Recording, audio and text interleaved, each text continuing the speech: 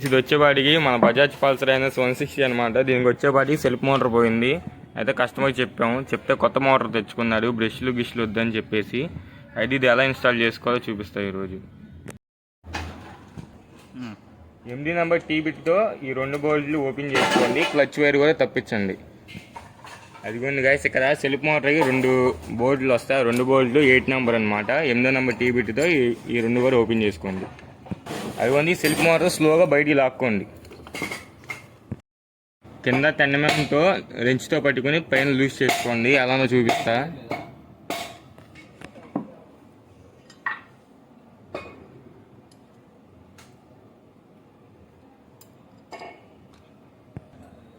అదిగోండి గైస్, ఈ 10 number net కూడా ఓపెన్ చేసుకుని ఈ వైర్ పక్కన పెట్టుకోండి.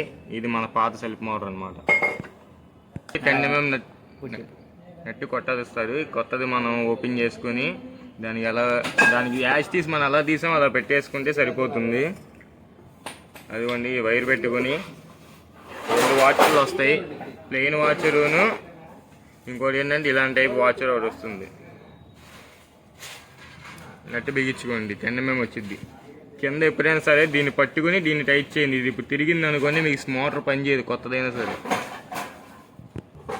ఇదిగోండి గాయస్, ఈ విధంగా మీరు ఫుల్ టైట్ చేసుకుని లబ్బర్ని కూర్చోబెట్టుకోండి. ఈ లబ్బర్ కూర్చోబెట్టుకుంటే మీకు దేనికి ఎత్తవదు, లేకపోతే మీకు ఇది తగిలినప్పుడు ఐరన్ బాడీకి అయిపోతుంది.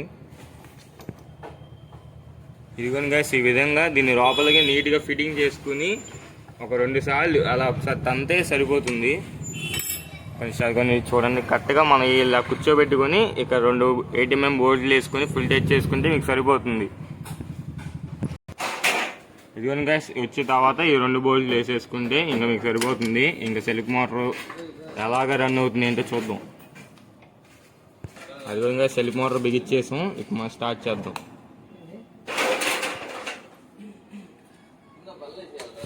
అదిగోండి